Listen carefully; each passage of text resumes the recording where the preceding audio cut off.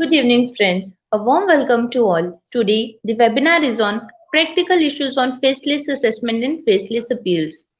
Our Honorable Prime Minister Narendra Modi ji, in his video conference on transparent taxation, honoring the honest, announced to launch faceless assessment, faceless appeal, and taxpayers charter. While faceless assessment and taxpayers charter come in force from 13 August 2020, faceless appeal is available from September 25. In faceless assessment, the selection of a taxpayer is possible only through systems using analytics and AI. The system abolishes territorial jurisdiction. A taxpayer may belong to a particular city, but the assessment order, the review, and the finalization will take place in different cities. Cases will be automatically allotted on a random basis. There will be no need for the taxpayer to visit the income tax office or the officer. And for this, we have a guest speaker, CA Dr. Abhishek Murali ji. He is a practicing chartered accountant at Chennai who is currently the partner of Messrs. Victor Grace and Company Chartered Accountants and Secretary of the SIRC of ICAI for 2020-2021. He is also an All India first rank holder in CIMA strategy examinations and All India 17th rank in the CIMA final examinations. He also secured the All India 5th rank in the International Taxation Examinations conducted by CIUT. He is the youngest elected Regional Council member of the Southern India Regional Council of the Institute of Chartered Accountants of India by securing the highest number of votes from Tamil Nadu. He has the honor of being the youngest elected Secretary of the SIIC wing of ICAI. He is an expert in direct taxation, international taxation, litigation, appeals, valuations, due diligence. He has conducted and spoken at more than 1,200 seminars, including a record of 500 seminars in a year. During the COVID lockdown period, he addressed over 5 lakh viewers in several webinars on professional topics, creating awareness about the various benefits and incentives available to them, launched by the Government of India on the importance of wealth care along with health care. He was a member of the Committee for Implementation and Survey of the Faceless Assessment and Faceless Appeal Proceedings at the Income Tax. And we have with us none other than CA Vivek Khurana ji. He is the founder of CA Sansaar and his name is just enough for the CS. Now, I would request him to welcome him and give him a welcome address. So, please.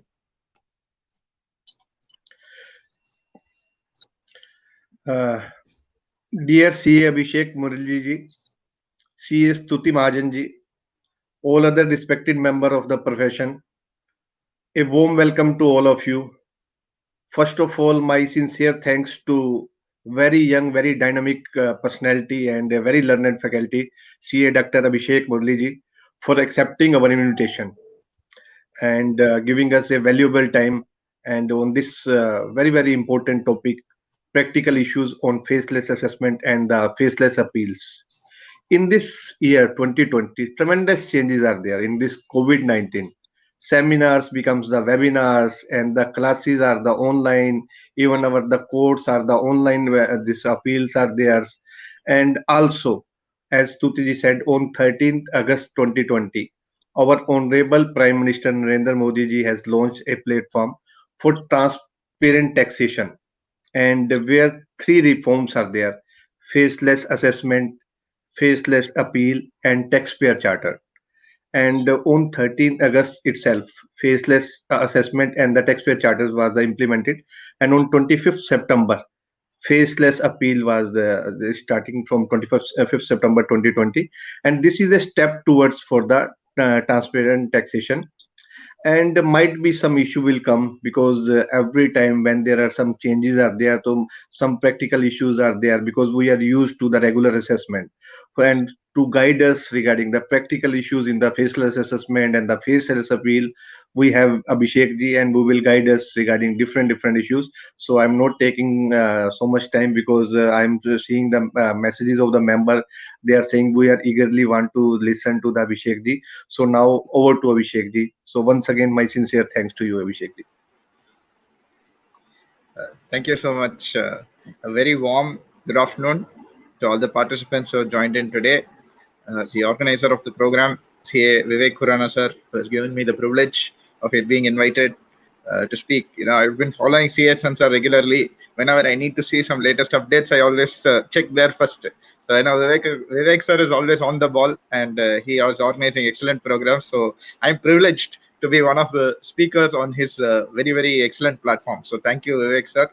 I also want to thank Stuti ma'am for a very lovely introduction. It's very nice to hear such kind words from someone, and I wish my wife was also there and listening to all of these kind words. So one or two good things she would have heard about me. So that's on the lighter note, because the topic chosen by Vivek sir, absolutely apt topic. The timing of it cannot be more perfect. So you're all aware, today we are in a faceless era of faceless assessment and now faceless appeals also. So therefore, before before we go into the specifics, let us first appreciate that as chartered accountants, because of these two major changes, because of faceless assessment and faceless appeals, let me tell you, friends, the traditional style of practice that we are doing is going to completely change. It is definitely a completely revolutionary approach taken by the government and taken by the CBDT. Yes, there are going to be teething problems, but trust me when I tell you, based on my interactions with them, based on the implementation of this, which I've been closely involved with, I can tell you very frankly, the government are very serious on having this continue. So therefore, if we are as chartered accountants, I know especially the senior chartered accountants, there is a resistance to computers, to technology, to faceless, but it is here to stay. So let us not resist. Let us understand what it is. And once we appreciate how to use this faceless assessment scheme, then you will be able to take advantage of it and use it for your practice, and maybe even start having a greater practice. And I will show you why. You see, as Vivek ji very rightly said, on 13th of August, we had a very grand announcement.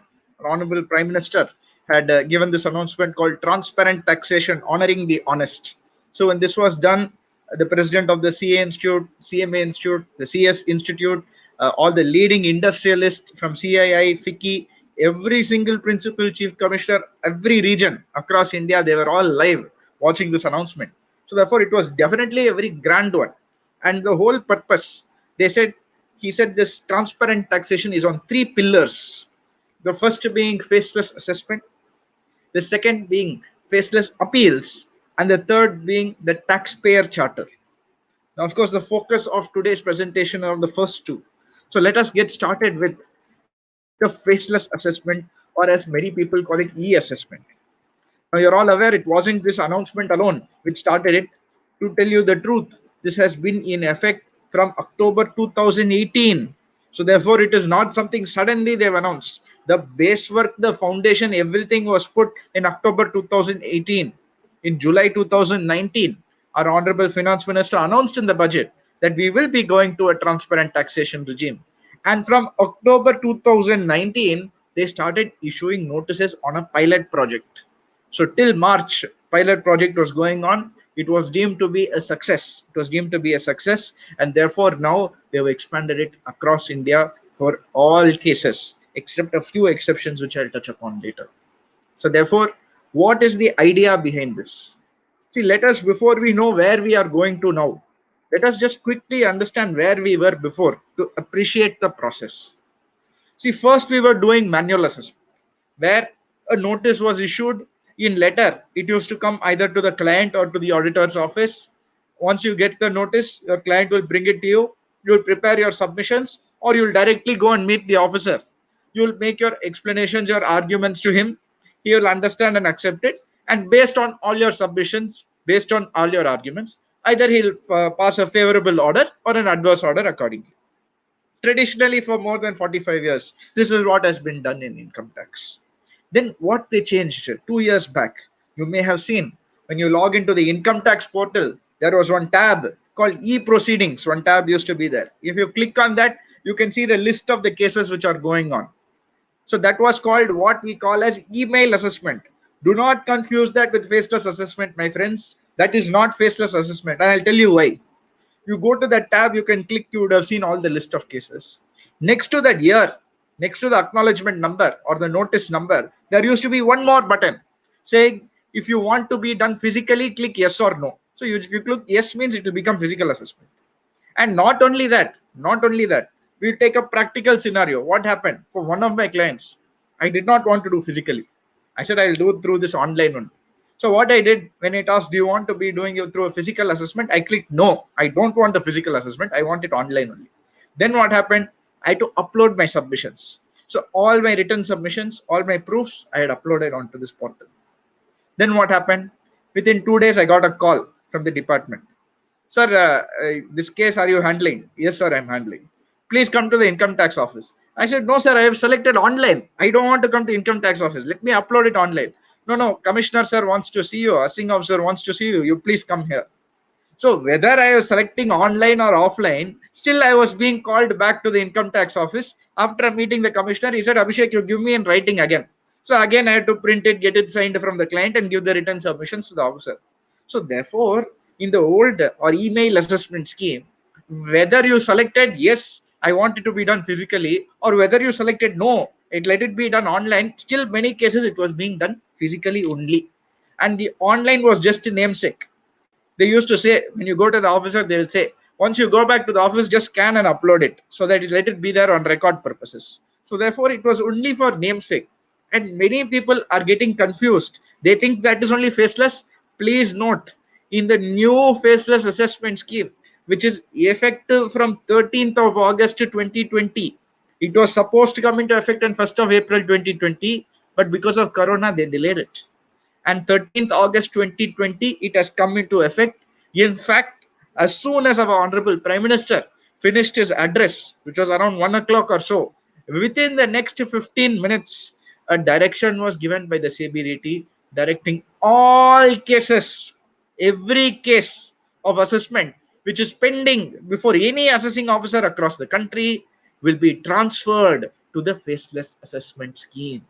So they gave certain exceptions. I will touch upon that exceptions, but all the cases will be transferred to the faceless assessment scheme. Now let us take a few scenarios, and maybe you can answer if you like. Now the first scenario, 13th of August, this announcement has come.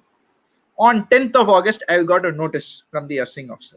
I have submitted all my submissions. Will I come under the faceless assessment scheme? Yes, you will come under the faceless. No doubt over there. Now let us take another scenario. I've got a notice from the assessing officer on 31st of December. 31st of December, I've got the notice. Between December to March, before the lockdown started, 9 times I have appeared before the assessing officer. 9 times I have given my submissions to the assessing officer physically. Physically, I have gone and given all the submissions 9 times. All my representations I have made. The 10th time, what he said, Abhishek, you come on 30th of March. Once we finish our hearing, I will pass the order then and there. I said, okay, sir, great. But unfortunately, you all know 25th of March, the lockdown started. So now in this scenario, the order was pending, 9 appearances over. Will it be done under faceless assessment or will it be done physically in this sort of scenario? Big question mark. Many chartered accountants have appeared multiple times before various assessing officers, but waiting for the order. In all of these scenarios, will you come under the faceless assessment scheme or will you still continue to be physical? Because 9 times you have appeared, only order is pending. Now, let me tell you very, very clearly, whether you have appeared a single time, whether you have appeared 100 times also, no distinction is being made. If the order is passed, then you don't have to worry about assessment at all. If your order has not been passed, then ladies and gentlemen, welcome to faceless assessment. Now you may say, what about all the arguments I made? What about all the submissions you made? You will get a de novo assessment. You will get a fresh assessment opportunity before your new assessing officer. Now the next question you'll ask, okay, anyway, like the email assessment, it is going to be the same assessing officer only, no? Anyway, I have explained to him 9 times, 10th time he will accept it. Please wait, because under the faceless assessment scheme, geography is now history.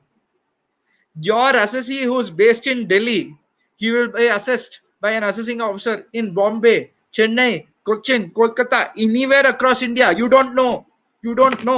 So it is completely changed. And you may think, okay, the assessing officer has been selected from Chennai this time. For my assessee in Delhi, I've got a Chennai officer. So every time I don't have to explain. No, sir.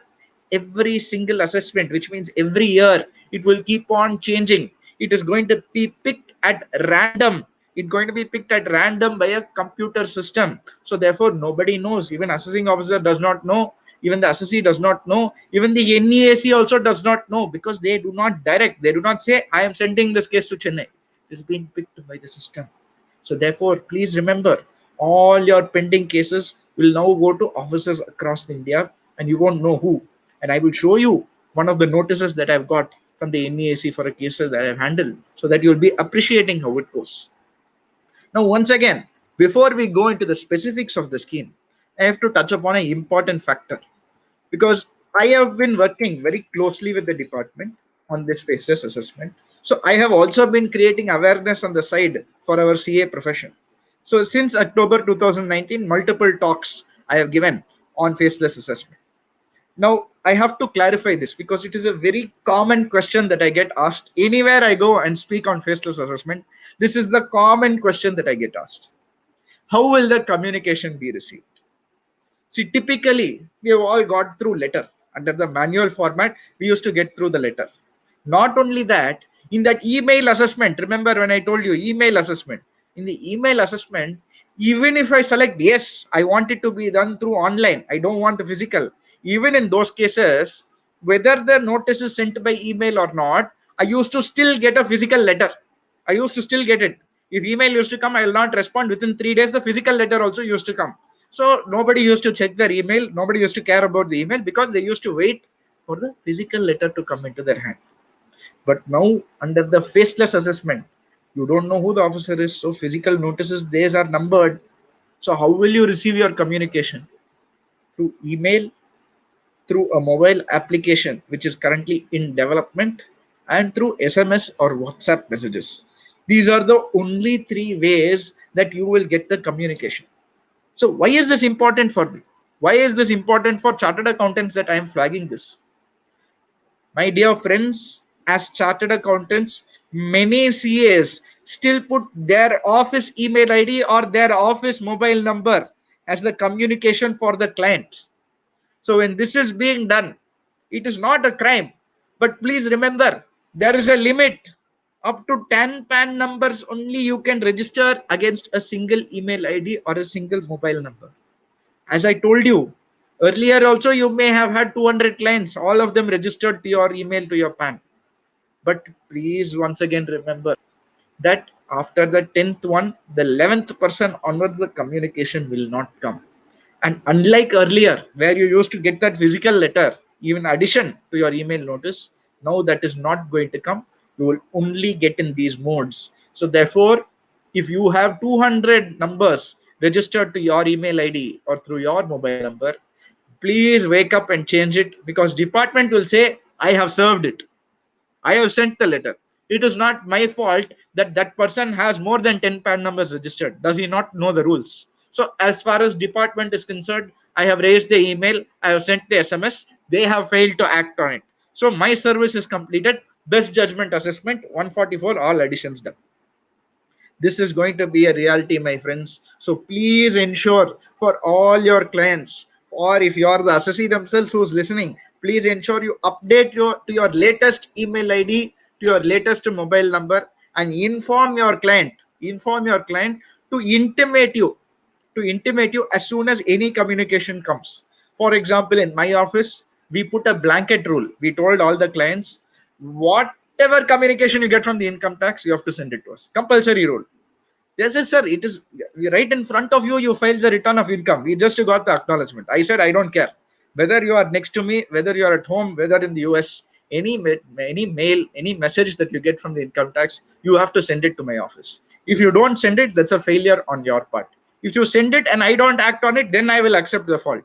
But your responsibility is to forward, because I cannot register all my clients. My client list goes into way much more than 10 numbers. So it is impossible for me to keep track. Ensure that you update and you forward it to me. So please intimate your client. That is the only way that you will be able to keep track in the course of this e-assessment scheme. So now let us quickly understand the empowering section.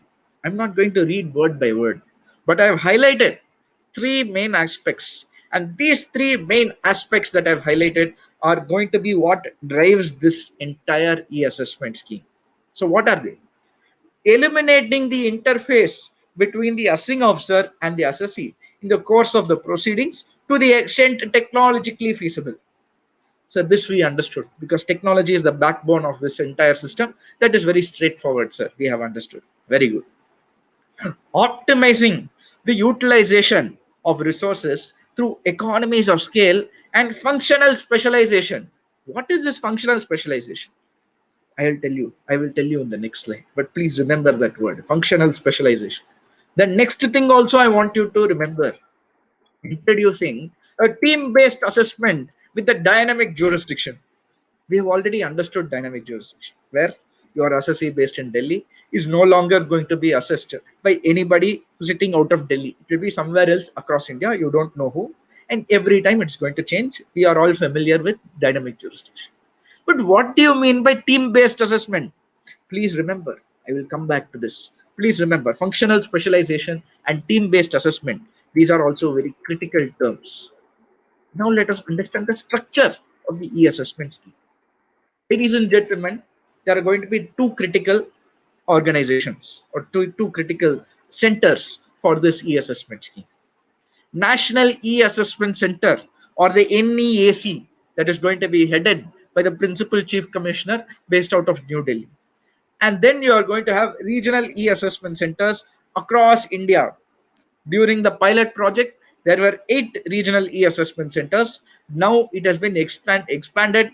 I think currently as it stands, there are 43. There are going to be more and more regional e-assessment centers notified by the government. But what is critical to note, the regional e-assessment NEAC or the REAC, these are not important. Under these NEAC and REACs, there are going to be what is known as 4 units. 4 critical units are going to be established. What are these units? You first have assessment unit, you have a verification unit, you have a technical unit, and you have something called a review unit. So what are each of these units? What do they do? The first thing we have to start off with is the assessment unit. The assessment unit, what do? They identify the issues to be raised. They seek additional information on the issues. They analyze what information you are given, and they prepare a draft assessment order. Please remember that word, draft assessment order, to send it to the NEs. Then we come to the verification. The verification unit, what do? They will conduct inquiries. They will examine books of accounts and record statements through video conferencing. So therefore, there is only going to be one unit which has any sort of interaction with the assessee. No other unit in the department is allowed to interact with the assessee other than the verification unit. So the verification unit, they will do conducting inquiries. We'll take a scenario where, for example, I have an agricultural land. Now, in the agricultural land, in Tamil Nadu, you have something called a Tasildar. You have a Tasildar who has to verify whether actually it is agricultural land and whether any crops, agricultural crops, were grown on this. Similarly, you used to have people in each state. Now, these documents in Tamil Nadu will always be only in Tamil. Likewise, I'm sure in all states across India, each of these documents will be in the native language. So if your assessing officer based in Delhi gets my assessee's case who's from Chennai, is he going to understand Tamil? Will he be able to read my language and pass an effective assessment order? So does that mean the entire faceless assessment has gone to waste? The government has envisaged that all these problems will be there.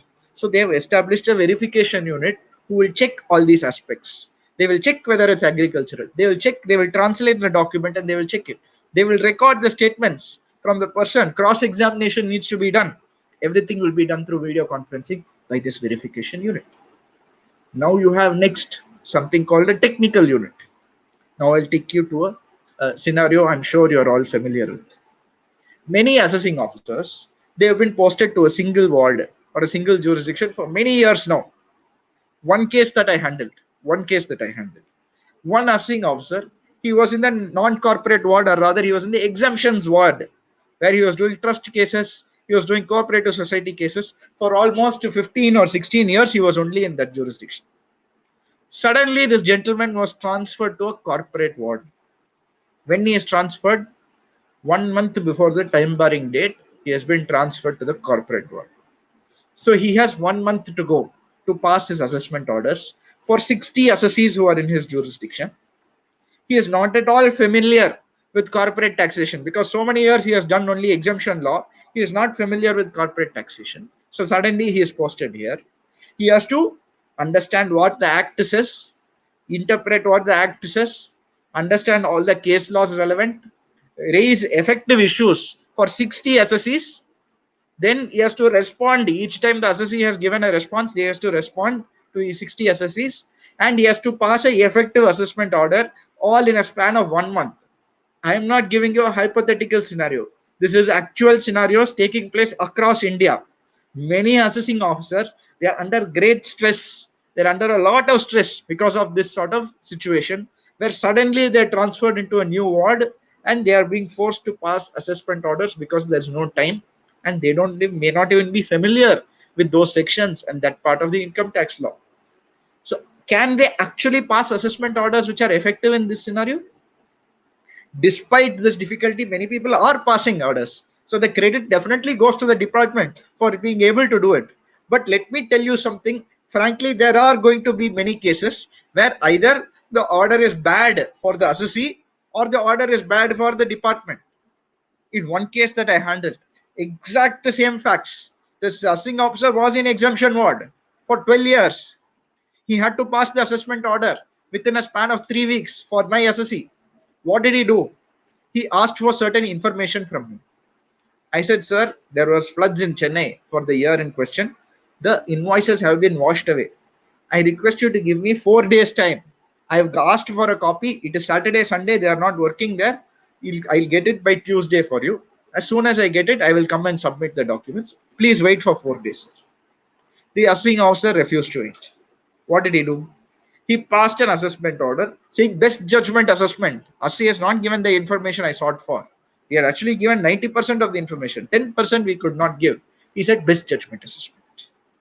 And what he has done in best judgment assessment, he said we have sought for information from the assessee. Assessee has not given. So we are passing an order. It was a loss-making unit. This assessee was a loss-making unit. So he passed an order saying presumptive taxation. I am going to put 8% of the revenues as a presumed profit, and therefore I'm bringing that to tax. Now, I went on appeal. As soon as I saw this order, I told the client, don't worry, we will win the case. We went on appeal. In one hearing, the case was won. Simple fact. If that assessing officer, he was familiar with the income tax law, then he would have appreciated presumptive taxation is not applicable for corporate assessees. 4480 cannot be done for corporate assessees. So you cannot simply put 8% and then put it as an arbitrary figure. So the moment we went on appeal, the case was done in my favor. But that assessing officer, that gentleman, if he had allowed whatever, or he waited for 2 days, he could have made at least 70% of the additions. Even if he did not accept what I did not give him, he could have still made some additions. Maybe it would have not been a profit company. It would have still continued to be loss, but tax effect would have been there. So he could have made valid additions. But in his eagerness and that pressure of that 1 month deadline that he had to pass his orders, he has passed an order without giving due regard to what is actually there in the law. So, ladies and gentlemen, once again, it's a practical scenario of an assessee or an assessing officer who's not technically competent to pass the orders. Now, I give you a simple scenario where it is, after all, a matter pertaining to 4480. What about capital gains, where you have complex situations like 5454F, where you have multiple subclauses, multiple exceptions carved out by law? So many judgments are there which have different views. How can an assessing officer pass an effective order? The truth is, and you and I both will know this, that it is not possible. So therefore, there is now going to be a technical unit. What will this technical unit do? The technical unit is empowered with providing technical assistance or advice on specific issues, on legal issues, on accounting issues, on capital gain issues, on TP issues. So there will be separate teams. So I, as an assessing officer, today I have to interpret whether the assessee is eligible for 54F exemption. The assessee already has one house. The assessee already has one house. He has two houses on the same floor, rather. It's an apartment. He has two apartments on the same floor. He has broken the wall and made it one house. He has purchased another house. He is saying, I only have one house on the date. Department is saying, as per records, he has two houses. There are two sale deeds. As per revenue records, it is showing two houses. It is actually two separate houses. So, can he claim the exemption under 54F or can he not claim? Complex decisions. There are multiple case laws with different decisions over here. So therefore, in this scenario, once again, the assessing officer who is not familiar with capital gains will not pass an effective order. Now he can refer it. Yes, I have a doubt in capital gains. Go to the technical unit that is an expert in capital gain matter. I have a doubt when it comes to accounting. AS 30, 31, 32, I'm not familiar with very complex derivative transactions. Who should I go to? Go to the accounting team. We have an expert accounting team. You refer the case to them. So transfer pricing and international taxation. There is a separate team. You can go and refer the case to them. So therefore, specific verticals with experts are now going to be there called the technical unit, where if your assessing officer has a doubt, he can refer it to them in order to pass a effective order. And finally, you have something called a review unit. What does this review unit do? Once the assessment unit, remember I told you draft assessment order, the word draft assessment order. Why draft assessment order? Because once the draft assessment order is passed, it is not straight away sent to the assessee. It is sent to a review unit who will check whether the details are correct. I'll tell you why. I'm someone who specializes in appeals, and I regularly go to the tribunal and go to CIT appeals. So someone like me or any person who specializes in appeals will tell you, we never start the argument on the merits.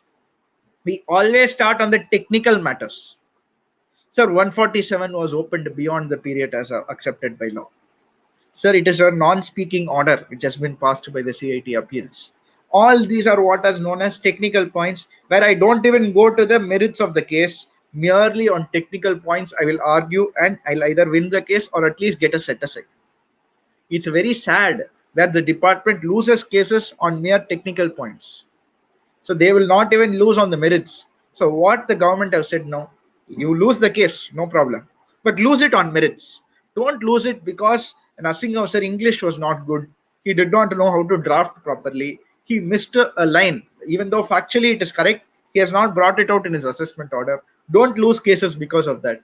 So now there's going to be a review unit with who are experts in drafting assessment orders. They will check what is called as the draft assessment order and see if everything is included.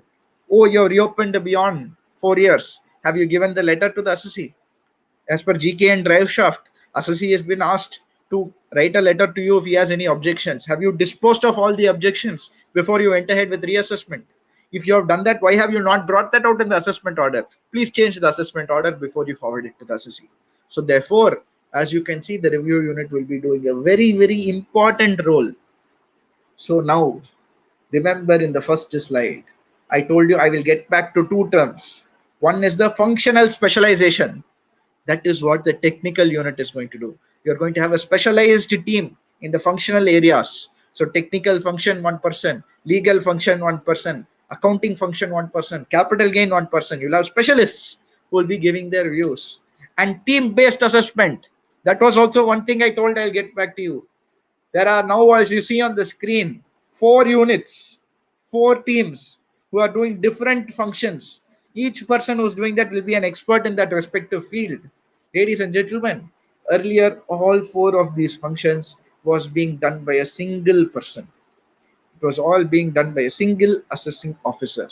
Now it has been split up into teams of experts, and the 4 of them will combine together to pass your single assessment order. So this is what is known as the team-based assessment when you saw in the earlier slide.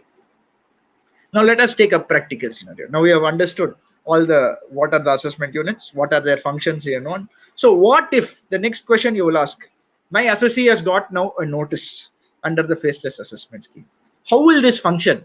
All this theory is fine. Practically, please tell me how it will function. Sir, I will tell you. Now this slide, it might seem confusing on the face of it. Please don't get scared. I have tried to concise the entire e-assessment procedure at a glance in a single slide. And maybe once I explain it, you'll be able to appreciate what so many boxes are there, so many lines are there. Don't get scared. They're very easy to understand once you quickly appreciate it. So now I'm going to enable my cursor so that you can see how the lines are moving. As you can see in the middle of everything, there is what is known as the NEAC. The NEAC is in the middle of everything. This NEAC, the function is simple. They are going to be the brain of this entire e-assessment. So any activity that happens is going to flow through this NEAC. So the NEAC will serve the notice on the assessee below. As you can see, you see point number 1. The NEAC will serve the notice on the assessee. The assessee then submits his response in point number 2 to the NEAC. The NEAC then they will assign the case to assessment unit by a computerized process. Remember, I told you it is going to be a computerized process. So the NEAC will assign the case to an assessment unit. Now, the assessment unit have got the case to them. They want more information. Whatever they've got from the assessee, it is inadequate for them to pass the assessment order. So what they do, they're saying, I want more information. So what will the assessment unit do? They will write to the NEAC requesting, I want more information, sir. They will not write to the assessee. Please note, the assessment unit and the assessee have no interaction whatsoever. The assessee only reacts and interacts to the NEAC. They don't even know the assessment unit exists. So the assessment unit will write to the NEAC saying the details given by the assessee is not adequate. I want more information. So the NEAC, again, they will send a notice to the assessee saying we want so and so information. The assessee, once again, he'll respond to the NEAC. So it has come back to the NEAC. What does the NEAC do? They will forward the details to assessment unit. Now assessment unit have got the information. Then suddenly they're saying, oh, this assessee has a land, agricultural land in Chennai. How should I verify? All the documents are in Tamil. So what do I do? The assessment unit wants a verification to be done. Remember the verification unit. So will the assessment unit write to the verification unit? No, my friends. Even between the units, there is no interaction. The assessment unit will write to the NEAC saying, I've got so and so document. This is the issue that I'm facing with it. I need a verification to be done. So the NEAC will forward this to the verification unit of their choice. So they'll say, okay, it is in Tamil. It does not have to go to Chennai. It can go to any other unit in Tamil Nadu where the assessing officer and assessee have no relationship. So I will send it to say Coimbatore. I'm going to send it to some other part of some other part of Tamil Nadu where somebody is speaking Tamil. They will translate it for you and they will give it. So the verification unit have got their request. They are saying this has to be verified. So they will do the translation. They will do the cross-examination and they will send their report back to the NEAC. Please see, repeatedly NEAC only it is flowing through. Nothing is going directly from one unit to the other. The assessment unit does not even know which unit is doing this verification. So the verification unit sends their report to the NEAC and the NEAC sends it once again to the assessment unit. Now assessment unit wanted more information, they've got it. They wanted verification to be got, they've got it. Now what is happening? It is relating to 54F. The assessment unit are not experts in capital gains. What will they do? They'll make a reference once again to the NEAC saying, please give me a technical unit that is an expert in capital gains. So the NEAC will allocate the right technical unit for them. They will say, okay, capital gains issue. I'll send it to the capital gains team. So the technical unit, which are experts in that matter, they will submit their response. They will prepare a summary saying, yes, the assessee is eligible for 54F. Don't deny. Or they will say, no. In your jurisdiction, there is a jurisdictional high court which has not allowed 54F on the similar facts. Do not allow it. Please write an adverse order against the assessee. So like that, the technical unit will send the suggestions back to the NEAC and the NEAC will forward it to the assessment unit.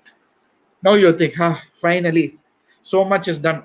Can they pass the order? They wanted more information, they've got it. They wanted verification, they've got it. They wanted technical advice, they've got it. Can they finally pass an order? They can, but they can only pass what is called a draft assessment order. Remember, we discussed review unit. So the draft assessment order is prepared, sent it to the NEAC. The NEAC will send it once again to the review unit. The review unit will go through the order. Yes, it is a good order. Everything is fine. You can pass it. Yes, no, no, no. There are some changes. It is not speaking. Have you responded? Have you disposed of their objections that they have given? It has not come out in your order. Please change your assessment order and send it back. All of this will be done by the review unit at this stage. And finally, once the review unit gives it back to the NEAC, and if the NEAC are okay with it, many of you will say, now the final order can be passed. That is where you are wrong once again. And this change that I'm about to tell you under the scheme is a very, very good change. Many appeal cases that I'm handling, most of my cases are referred to by our fellow professionals and other auditors only. And many cases that I've handled, there have been circumstances where the assessing officer, I'll give you an example of a recent case that came to me. It was pertaining to penny stocks issue. I'm sure many of you are listening may be familiar with the penny stock issues. So there was a penny stock issue for the assessing. RC is vehemently fighting, saying that no, no, all my proofs are there. I have all the documents to prove it. I have my bank statements. I have the demat account. I have all the things which have been transacted. Everything is white transaction. Everything is above board. Everything is clear. So please pass a favorable order. Department obviously they took a stand against penny stocks, so they did not want to pass it. So there were 8 hearings by the auditor who attended the case, and he was about to pass an order. And before he passed the order, the auditor has told the assessee, listen, it is highly possible that you will get an adverse order. Assessee also said, yes, yes, okay. What they will do, whatever exemption I have claimed, they will disallow. Maybe maximum, whatever is the sale value, they'll bring the entire value to tax. It's okay, sir, I'm ready. That is what the assessee said.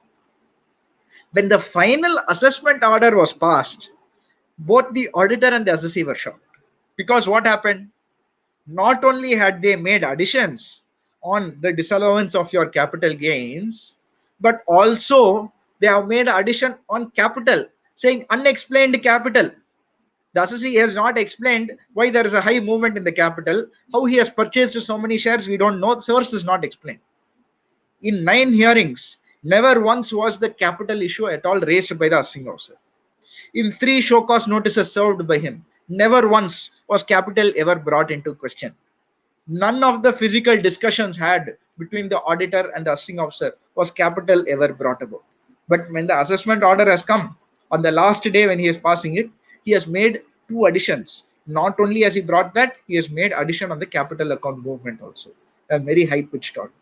Now see, shocked because they are pressuring now. If you are going on appeal, pay 20% of the demand. He is saying, sir, how is this fair? I have everything, records are there. I can explain how the capital moved. He has made this addition without any sort of hearing. And this is a very common scenario which is happening across India. Many auditors are facing this, where a certain addition which is made is being done behind the back of the assessee, behind the back of the auditor, no opportunity given. So now under the faceless assessment scheme, based on our representation, they have corrected this. Even after the review unit reviews the order and gives it to the NEAC, there will be a final show cause notice served on the assessee. Before the order is passed, there will be a final show cause notice served saying that we are going to make all of these additions. Do you have any submissions? So you can give your objections at that stage, or you can say no objections, please pass the order. So that way, even if they pass an adverse order, you can say that I objected to it. So if you go on a writ or you're asking for a stay, your case will be very strong because you have objected in the final show cause notice. So only after the disposal of the final show cause notice will the final assessment order be passed. I hope now you will all appreciate this entire scheme at a glance. It should now be something which is more understandable. So this is the entire e-assessment procedure as to how it will happen. So now let us quickly understand where personal appearances can take place. Now, many of you questions, and one of the most common things. So, Abhishek, are you saying I can never have personal appearances? Yes, you can never have, except in these scenarios where books of accounts has to be examined. You may have voluminous books of accounts. Sometimes you all know many cases that we are handling. Suddenly the assessing officer will say, bring this account, bring that account, and finally you would have given your entire books of accounts, you would have printed, the entire tally you would have printed, and you will be submitting to him. So where your books are voluminous, where you're doing a multinational company or you're doing one of India's biggest companies, each account will run into several thousands of pages. So if you have to provide the account, you cannot upload it. You have filing limits on this e-assessment platform, up maximum 9 MB, maximum 9 files only you can do. Now, and all of these limitations are there. You may not be able to meet the requirements of the submissions.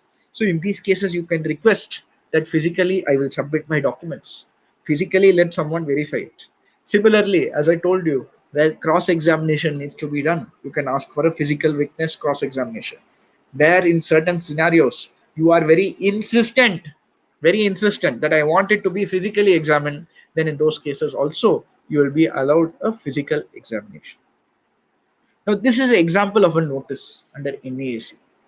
Now, as you can see, the two critical differences you may see on the top, whatever I've highlighted in red. The first one is in the top. Normally over there in your notice, the name of the ward of the officer used to be there. Corporate ward, non-corporate ward, exemptions ward, all of those details used to come in the top. Now it has been replaced by National E-Assessment Center. It will simply say NEAC. You don't know who the officer is. Similarly, at the signing in the bottom of the page where they will give a signature, that also now will simply say NEAC. You will not have a name, you will not have a position, you will not have a ward of the officer. So this is the major change when it comes to this. The next one, of course, is the section. As we started off, 143.3a is the empowering section for this e-assessment. So therefore, that section will also be there in every notice from the National E-Assessment Center. So next big question. What does your jurisdictional assessing officer do? That gentleman, poor gentleman, he has rejected IAS, he has rejected IPS, he has chosen IRS, and now you are telling that all his powers have been transferred to the NEAC. So what does this gentleman do? What is his role of the jurisdictional officer? There are so many buildings that the department owns or they've taken on rent across India.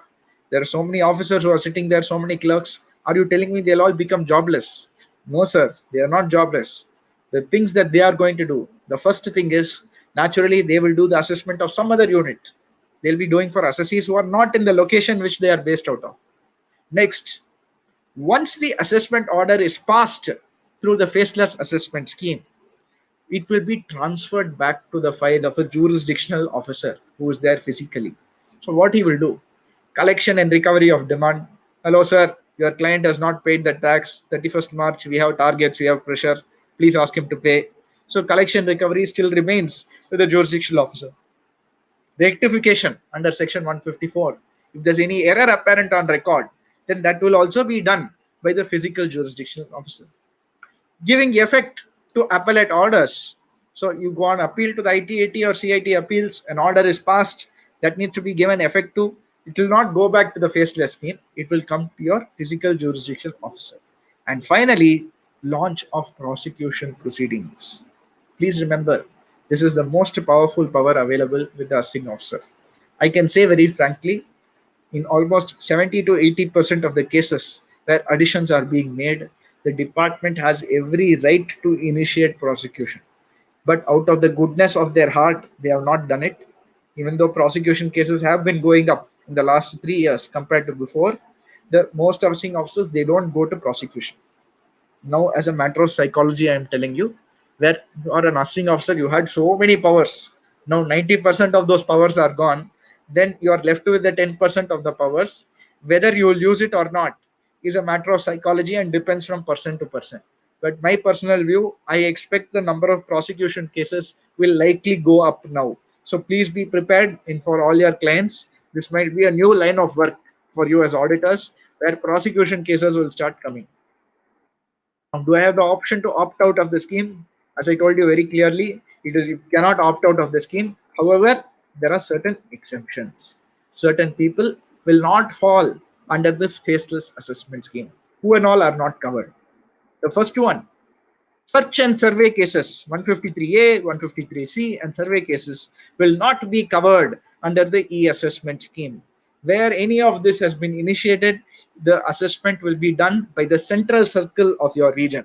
So it will be done by the central circle. It will continue to be physical assessment because the evidence that has been collected will be voluminous. It does not make sense to go under the e-assessment scheme. So in all of those cases, it will be done under the faceless assessment. Now, 144 cases earlier, it was said it will not be covered by faceless. Now from Finance Act 2020, it has been covered by the faceless assessment. Similarly, reopening of cases, which was earlier not covered, now from 13th of August 2020 is covered under the faceless assessment scheme. Scenarios where the assessment has been set aside by the appellate authorities, I go to the ITAT, I say I have not been given an adequate opportunity. Documents are in Tamil, they have translated it. They have not allowed me to cross-examine and verify if the translation is correct, and they have suo moto passed an order. Then in that case, the ITAT or the high courts, they may direct saying let the assessment be done physically. So in those cases where the ITAT specifically gives a direction that it should no longer be faceless, it should be done physically only, then in those cases it would be done by physical assessment. The next scenario where your internet connectivity is poor and it has been notified. For example, we'll take Jammu and Kashmir. I think for the first 6 months of this year, they did not have internet connectivity at all, or the internet connectivity is very poor. If I am an assessee who is sitting in Jammu and Kashmir and I am getting notices under faceless assessment, sir, please respond to this notice. Please submit this information. We have already sent you 4 notices, you have not responded. So, best judgment assessment. Is it right? They are not getting mails from their loved ones. They are not getting SMS from their loved ones. Whether they will see whether mail is coming from income tax or not. So definitely it is not practically possible. So therefore, these sort of regions where poor connectivity is there, no network connectivity is there, then it can be notified. It can be notified saying that it will not be done under the faceless assessment scheme. And of course, finally, on exceptional scenarios, the Principal Commissioner of Income Tax may mandate for this specific case, I will allow it to be done by physical assessment. Now, many of you may think, oh, I know the Principal Commissioner, he's my very close friend. He's my cousin's brother only. I'll go and I'll ask him. He is my best friend, sir. I will tell him for my cases, all of my cases, you allow it to be done physically. Sir, it is not that easy. It is not that easy. I'll tell you why. Because the Principal Commissioner of Income Tax, when they write, they have to specify the reason why it is being done physically and not under the e-assessment. And when they do that, every single case is going to be looked at by the CBDT. Every case which is being asked to be done physically, when they are supposed to do through faceless assessment, the CBDT is going to look through. They will have a report and they will scrutinize and check whether it is being done. So therefore, if it's a scenario where the Principal Commissioner simply to help the assessee or to simply help the auditor, they are doing it, then let me tell you, my friends, the Principal Commissioner will be in for a problem. So finally, what should you and I do? As auditors, how are we affected by the faceless assessment scheme? How should we react going forward in this faceless assessment scheme? The first thing that we need to do is, as I told you, update the contact number and email ID to the client's own email ID. The second thing, many of you will have office boys or office girls where they will run, their job is to go to the department, submit the document, get a seal, get a chop in the Tapal department, and then come back, or get that sticker from the ask part of the department and they will come. Now there's no department, there's no Tapal, there's no ask and all. So everything has to be done by uploading the documents. So therefore, teach that staff how to scan the documents properly. Now all voluminous documents need to be scanned. It has to be uploaded clearly and it has to all be done onto the website correctly. So therefore, teach your staff how to do scanning. If you don't have scanning equipment, you can get scanning equipment. The third one is a very, very important one. Improve the quality of drafting and presentation of submissions. You will all appreciate earlier, erstwhile, when it was in physical assessment, you all used to go to the assessing officer, you can explain the case, and you would have heard a lot of things, very normal dialogues you would have told, sir, if I'm going to meet assessing officer, what should I do? They'll say, please go correctly, wear a coat, wear a tie, keep your hair cut, don't have a beard, please shave properly, neatly, and go. When you're sitting, sit up straight, look in the eye of the assessing officer and talk. Today, no assessing officer is there. Whether I'm wearing suit or whether I'm wearing my banyan and lungis, nobody is going to care. You have to make all your arguments, all your submissions has to come in the manner of what is presented on that piece of paper that you're uploading. So, ladies and gentlemen, gone are the days where you can have a cup of tea, have a samosa with the officer, and forget an assessment order. If your submissions on paper are not correct, then they will simply dismiss your case. If your arguments are not presented properly, either they are too long, you are writing 10 pages for one single edition, or they are too short, you are writing 2 paragraphs for 10 editions, all of these are ripe cases where even if your argument is valid, but you are not able to present it properly, your client will suffer. Your client will suffer. And let me tell you, faceless assessment notice have already been issued. There is a different line of practice now. Many auditors are referring their cases to me for drafting at assessment level itself. So this is a very important chance for auditors. You have to change. Like how when it comes to appeals, auditors who are not experts in appeals will refer the case to other auditors or other lawyers who are experts in appeals. Similarly, when it comes to drafting of assessment responses, your written submissions, if you are not comfortable drafting, you should definitely refer the case to someone you are comfortable with. And let me tell you, thanks to coronavirus, thanks to this COVID lockdown, many people are now digitally advanced. Earlier, auditors used to have a fear. If I give this case to that other auditor, he will take the file and he will go. That is a genuine risk which was there. Now, today, once again, as I told you, geography is history.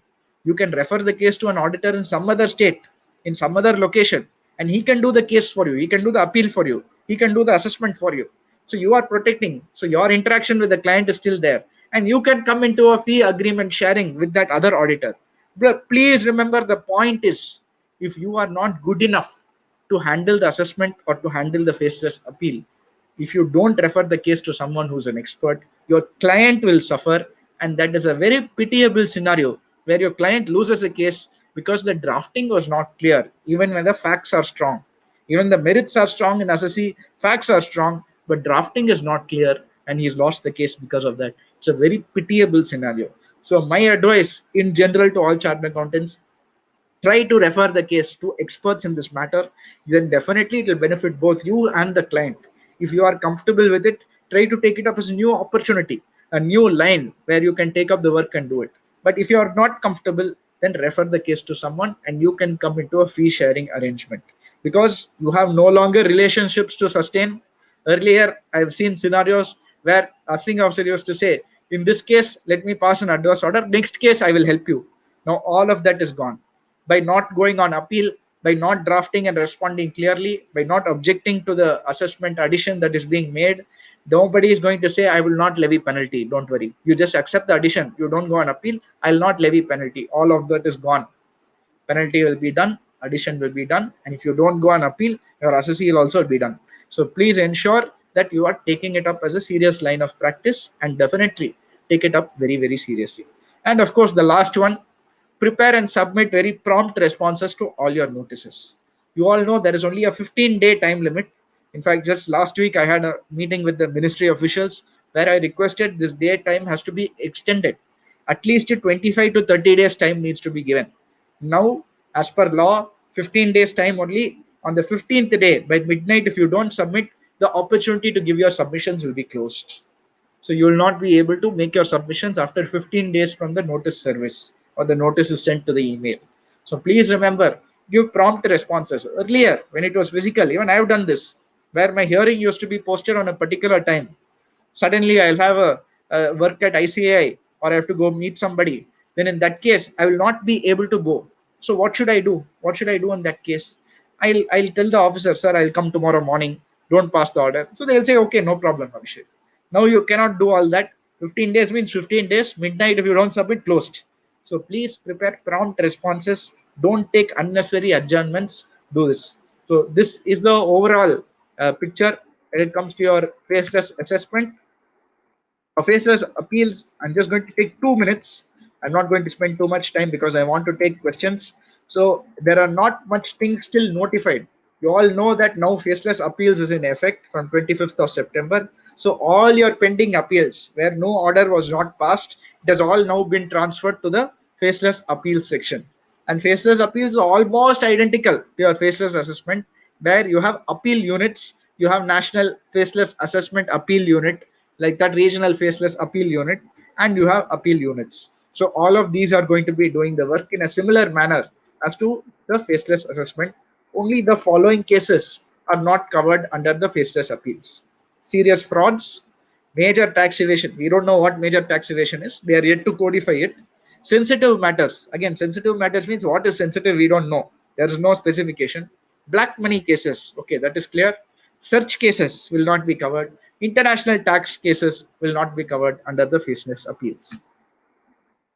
Now, the one interesting difference in your faceless appeals is that there's going to be an appeal unit which will take up the case. The appeal unit will draft an order, and that order will go to another appeal unit. It will go to a second unit. The second unit will review the order. They will give the suggestions, and then it does not go back to the original unit. It goes to a third appeal unit, and the third appeal unit will see whether all of it is correct, and finally the appeal order will be passed. So this is the only two major changes when it comes to your faceless appeals. Otherwise, all provisions are identical to the faceless assessment. And I think we'll take up questions because we're running out of time. We have only 20 minutes. So I will share this PPT with whoever wants it, just for the interest of the public. Many practical issues also have taken here, where a lot of you can complete, because not so much queries, 3-4 queries Okay. are there that Fine, we will take. fine. Time members will, if you want to Okay, complete, great. you can Then complete. let me just touch upon even the taxpayer charter, if that is the case. Since sir said we have some time, we'll take up the taxpayer charter. I'm going to touch upon this very, very briefly. You're all aware, as I started out, three prongs, three pillars of this honoring the honest. The third pillar, the first two, faceless assessment, faceless appeals. The third one is the taxpayer charter. So the taxpayer charter, when you read it, the cynical side of us as auditors, what it says we will see. The department is committed to provide fair service, treat him as an honest person, provide complete and accurate information, provide timely decisions, provide reduced cost of compliance. All of this we have heard before. We are saying, what before this you are not doing, is it? That was the first question we all asked. Now that the taxpayer charter has come, does that mean the assessing officer will start doing? Anyway, he had to do all this before also, but they were not doing. Is this simply a piece of paper, or is this something we have to take it very seriously? Let me tell you, my friends, that the department, even though it may be a piece of paper today, I draw you back to constitutional law. In constitutional law, many of you will be familiar. When it comes to the Indian constitution, there was a big question mark. There was a big question mark saying whether the preamble, is it a part of the constitution or is it not a part of the constitution? Go back all the way to the 1950s. There was a case called Birubari, where the Supreme Court held in that case that the preamble is not a part of the constitution, so therefore it cannot be amended. Then later on, up to 1975, many cases happened, and in 1975 the constitutional bench, in one case called Kesavananda Bharati, they held that the preamble is still very much a part of the constitution. Now, why I'm talking about that? Because this taxpayer charter is very much a part of the income tax law.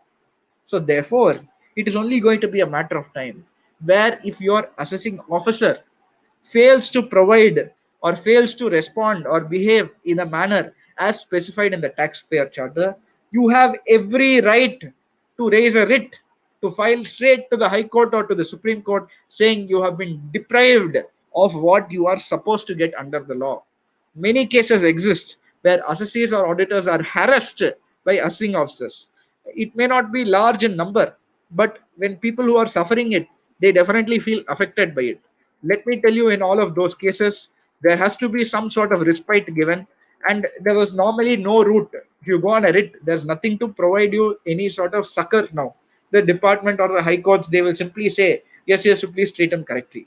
Now, I'm 100% sure it is only a matter of time before all of these conditions, whatever is specified in the taxpayer charter, if the department do not do it, they do not live up to it, or they behave in a manner which is opposite it will soon be brought into effect and brought into very serious note and action by the high courts and the Supreme Courts. So, in my view, even though it seems like a piece of paper today, I think for the long term, this is going to be a very, very useful document.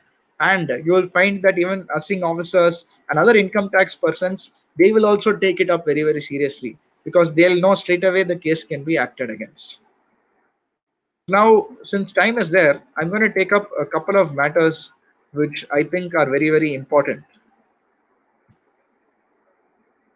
I'm going to quickly take up a reopening of assessment on certain points before we go to the question and answer section.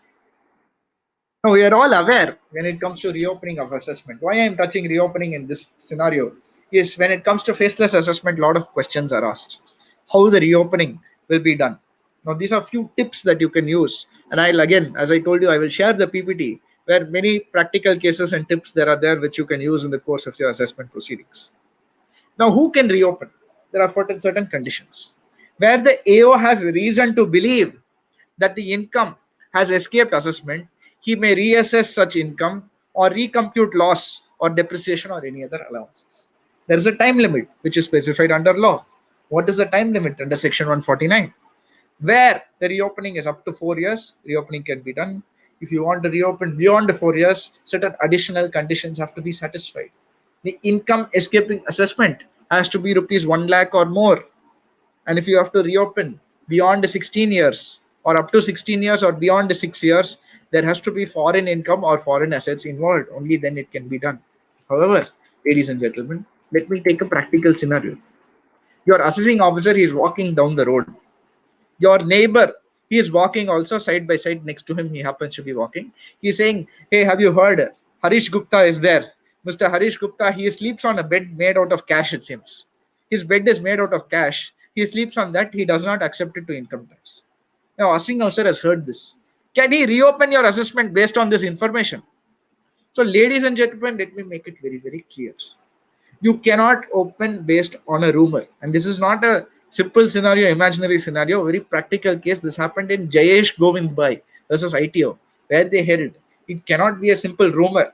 There must be effective reason to believe. So information must be there. Information cannot be some person walking on the road, he said this. So therefore, belief should be what an honest and reasonable person would believe. And Supreme Court held it must be on circumstantial and direct evidence. It cannot be on suspicion or rumor. But let me ask you another question.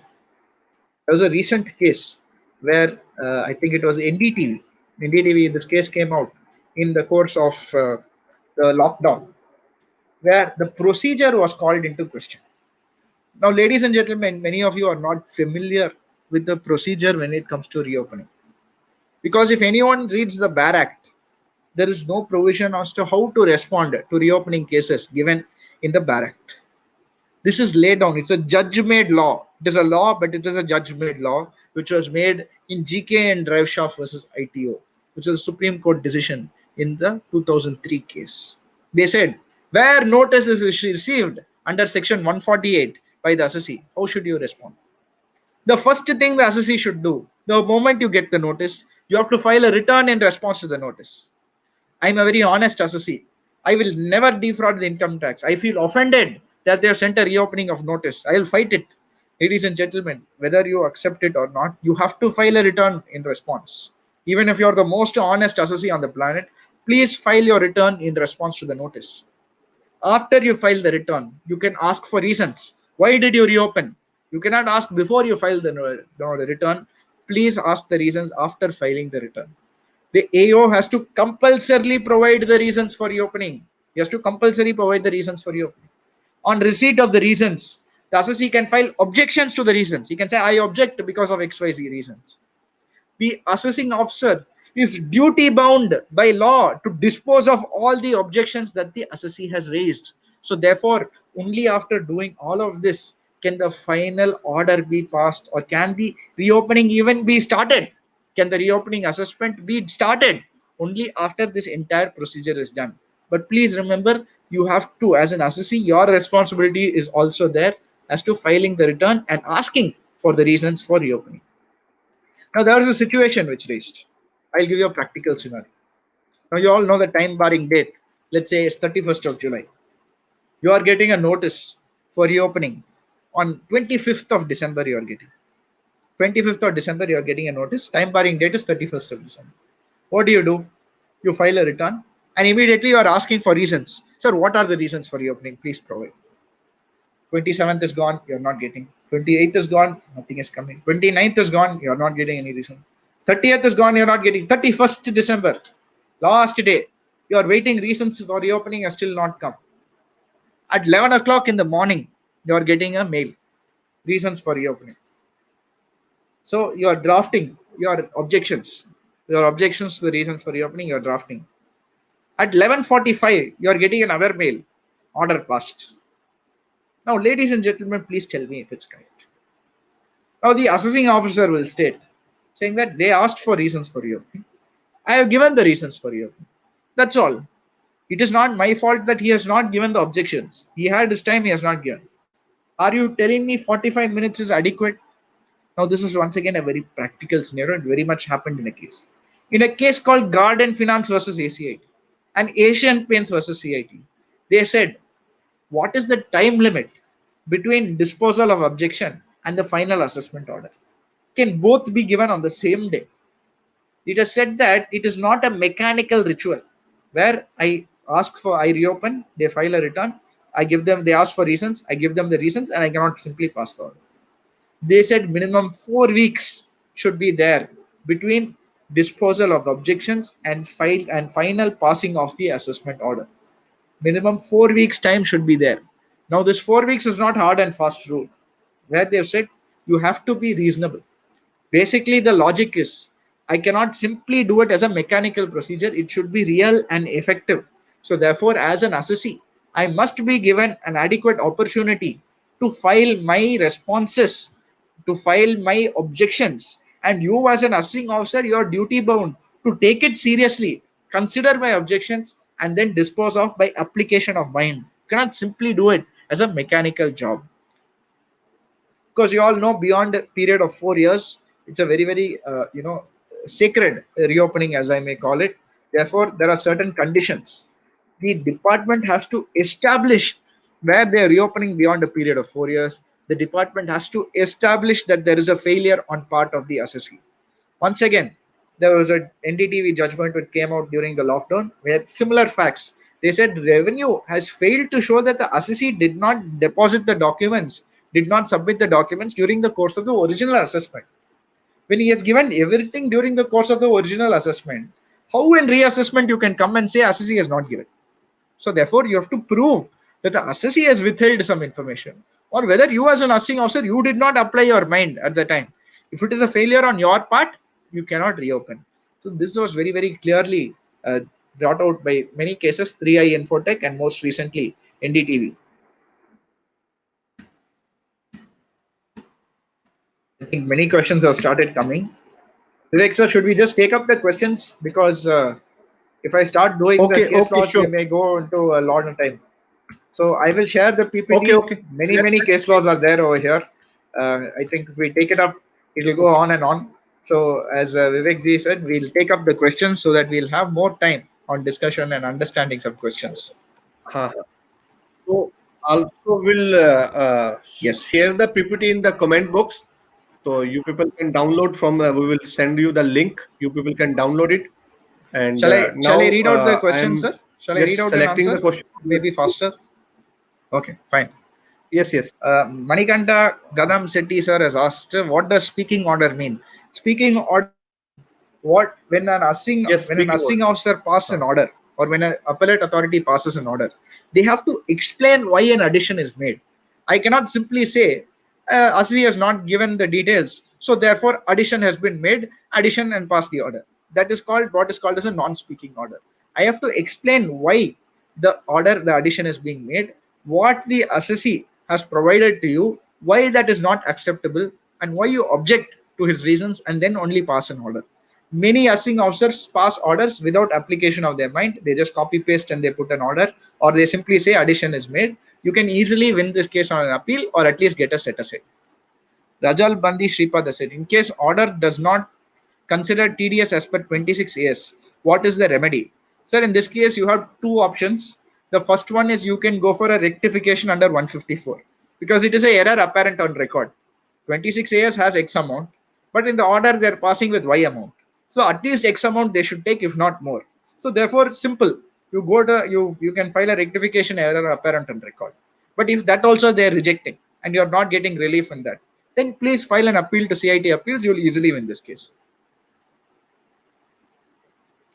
Navjit Singh has asked, the verification unit, you say interface with the assessee. How, or is it correct? Absolutely correct, Navjit. See, as I told you, This is the only unit, this is the only part of the entire faceless assessment scheme where any sort of interaction or face time is there with the assessee.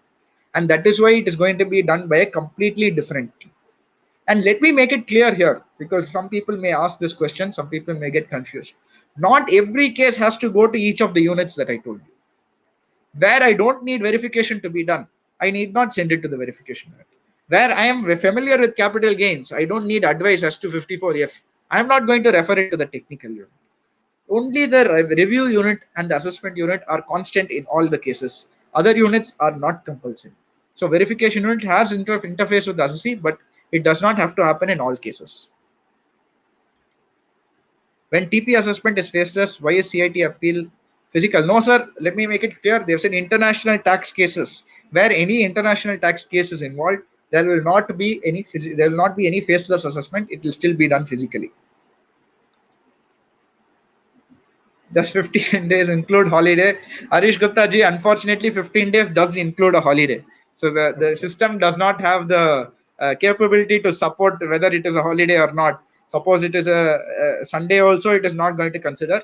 15 days means 15 days. If you don't submit by 15 days midnight, I'm sorry, your opportunity is lost. Of course, they will give you maybe another opportunities, or twice or thrice maximum they will give. Beyond 3 times also, if you are not responding, then definitely best judgment assessment is a solution for that. Who will record the reason under 148? Sir, the reasons has to be recorded by the assessing officer very clear. If you see the list of cases before this GK and drive shaft decision, which came out from the Supreme Court in 2003, as I discussed, before that decision came out, the plethora of judgments, if you go through, will invariably be on this. Whether reasons is given, have you recorded the reasons? Every time ITAT will have to call for the file, they will go through and see whether you have recorded. Finally, the assessing officer will say, yes, I recorded. When they call for the file and see, nothing will be written there. They'll say, what you said you recorded. Sir, actually, it's a genuine case, sir. You look at the additions, they will say that. So it will be struck down. 95% of cases in reopening before 2003 used to be on these purely technical terms. That is why in GK and drive shot, the Supreme Court laid down what is the rule. And the rules are now very, very clear. You have to follow the decision of GK and drive shot every single step if you are following. And if there's any default on the side of the department, then let me tell you, it will not be a case where they will set it aside. They will not give the department another opportunity. They will completely dismiss the case, and for the assessee, it will be given in your favor. So therefore, the GK and drive shot is a very, very pivotal role, and it's very good for the assessee, that decision. Does reason of belief is shared or disclosed to the assessee for reopening of the case? Yes, as I told you, once again, GK and drive shaft, once the notice of reopening is sent, your responsibility is to file a return. Once you file a return, you can ask for reasons. Now you may ask, I don't want to file a return. Can I simply ask for reasons? You can ask, but they don't have to give. The department does not have to give, whether you ask or not. Your duty is to file a return in response. And some of you who may be used to the old style, and even this we used to do in my office, where reopening used to come, our response used to be, please treat the original return as the return for reopening. Now you cannot do that. They are expecting you to file a return on the online portal. You have to go and file. In the drop down box, you have to select a response to the notice under section 148. You have to fill the details of the notice, and you have to file a return in the response. It can be the same return, but you have to mechanically file it again. You cannot simply state please treat the original return as the same return filed. You cannot do that anymore. While passing assessment order, if the authorities make addition under section 68 as unexplained investment without issuing any notice or show cause notice, can we challenge the said orders?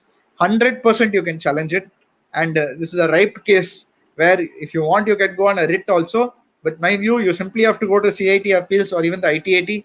They will set aside this matter, saying that show cause notice has to be issued. If it is a time barring order, it is a time barring order where they cannot no longer reopen it, even when it is set aside, then you can easily win the case when you go on appeal, sir. Abhinav Gupta has asked, now notice for assessment year 18-19 are coming. EO has access to the assessee. What about curbing corruption of income tax department? I think Abhinav ji, you have taken the right question, very practical approach. I can ask all of you. So long, for almost 1 hour 20 minutes, we have been discussing faceless assessment, faceless appeals. What is the starting point? If you are an assessing officer, I want to start the assessment. Where you will start? You will look at the income tax returns of the assessee. Now, everyone here has filed the ITR forms. What is the first page of the ITR form? Very first line, name of the assessee, address of the assessee, age of the assessee, what is his email ID, PAN number, phone number, all of this is there. So now tell me, it is faceless for the assessee. Is it faceless for the department? It is not faceless for the department. We must all accept that. We can put our hands up and say, yes, sir, it is faceless for assessee. It is not faceless for department. So therefore, you can definitely ask these sort of questions, but let me put it this way. This is why they issued the taxpayer charter, because the government, the current government, are very, very serious on this corruption issue. They want to bring about transparent taxation. They want to bring about seriousness where they're curbing this corruption. In fact, if you go back to the Honorable Finance Minister's address in 2018, she had specifically mentioned that one of the reasons why they're bringing this, faceless assessment, is to stop corruption. The same words was used live on TV during the budget. In order to curb corruption, this faceless assessment is being brought up. I'm sure many assessing officers and department people were offended because of one or two people. You're painting all of us in this color. Unfortunately, yes. But let us take the good takeaway from it, that the government is very serious, and you must have read almost 67 or 70 commissioners and senior officers have been compulsorily retired. Before their retirement age itself, they have been retired because they have been linked to any corruption cases. So the government have shown that they are serious on tackling corruption at their end. Now, at the assessee's end, on the taxpayer's end, us as auditors, we are agents of the assessee and we are partners with the government and the income tax. So therefore, we must do our part and ensure that we are complying with this transparent taxation, and we do not encourage any of these practices. Does return have to be filed again if return is filed earlier? I think Manikanta sir is asking with reference to 148 maybe. If your return has been filed earlier and you're filing the same return, you still have to file a return in response to the notice, sir. It is still required. Who's going to pass penalty orders now? So good question. I think there is a sort of gray area over here. There is a lack of clarity because this is a new section. They've still not clarified whether penalty will be done under the faceless or will it be done by the physical officer. Initially, there was a thought the penalty will be done by the physical officer, but based on my interactions that I've had, it appears to me that penalty will also be covered under the faceless scheme. It will go through the same process, the same chakar, whatever we have discussed will go through even for penalty. Notice of section 148 without PAN. How these notices will be faceless. Further, as the assessee is a regular assessee, he will not be able to file under section 148. To whom manual 148 ITR has to be issued. Sir, if he has Aadhaar now, you can file using Aadhaar itself. There is no need for PAN. I think that is why the government has said you can file your return, you can file everything with either your PAN or Aadhaar now. So if you have an Aadhaar card, you can file using that. You cannot come with an excuse. Suppose you don't have Aadhaar also, then definitely your 148, it will be done physically. It can be done manually in these cases. Notices under section 148 generally comes in the 6th year only. Practical case, sir. Of course, you have the NDTV judgments, you have 3i Infotech, various decisions. If it is favorable for you, you can do it.